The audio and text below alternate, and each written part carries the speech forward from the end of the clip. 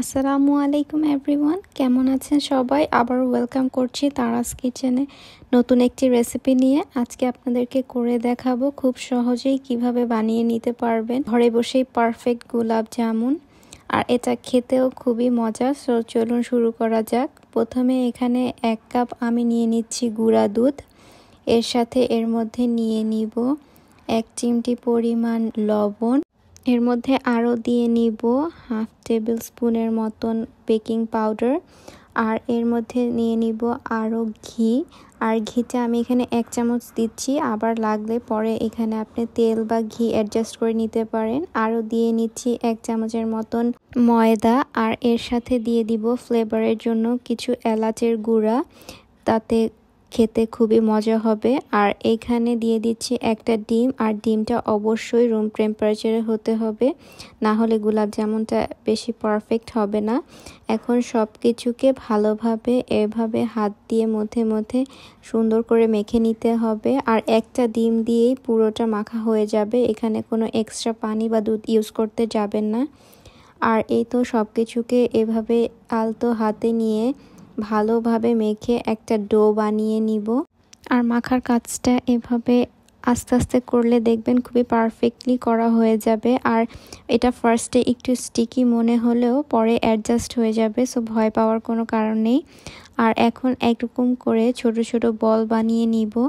আর আমি এখানে 14টার মতন গোলাপ জামুন বানিয়ে নিয়েছি 1 কাপ গুঁড়ো দুধ দিয়ে। তো চলুন এখন ভাজার পালা। একটা চুলায় প্যান বসিয়ে তাতে পর্যাপ্ত পরিমাণ তেল দিয়ে দিয়েছি। আর আপনারা দেখতেই পাচ্ছেন আমি কিন্তু এখন গোলাপ জামুনগুলো দিয়ে দিয়েছি।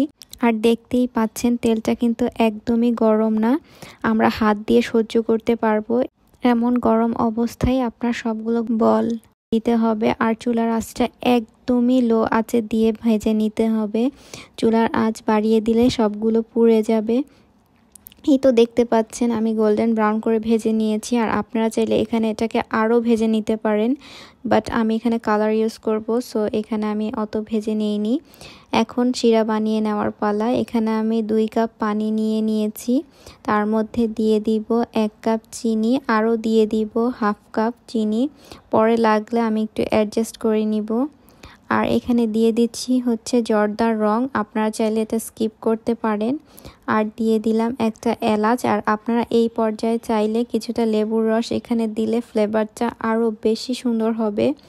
এখন সব কিছুকে ভালোভাবে নেড়ে চেড়ে মিক্স করে আমি শিরাটা বানিয়ে নিব।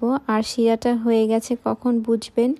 একটু হাতে নিয়ে দেখবেন, যদি স্টিকি ফিল হয় তাহলে বুঝতে পারবেন শিরাটা রেডি হয়ে গেছে। এই তো শিরা রেডি। এখন এক এক করে সবগুলো মিষ্টি দিয়ে দিতে হবে। আর এইটা কিন্তু একদম গরম শিরার মধ্যেই দিয়ে দিতে হবে, তাহলে এটা ভালোভাবে সোক করতে পারবে। আর এখন এই সবগুলোকে ঢেকে রেখে দিব 15 মিনিটের জন্য। এই তো 15 মিনিট পরে সার্ভ করে নিয়েছি। আর এটা খেতে কিন্তু খুবই মজার হয়েছিল। আপনারাও আমার এই রেসিপিটা ট্রাই করে অবশ্যই বাসায় বানিয়ে খাবেন আর আমার কমেন্ট বক্সে জানাবেন কেমন হয়েছে। আবারও দেখা হবে নতুন কোনো ভিডিওতে নতুন কোনো রেসিপি নিয়ে। ততদিন ভালো থাকবেন, সুস্থ থাকবেন। আল্লাহ হাফেজ।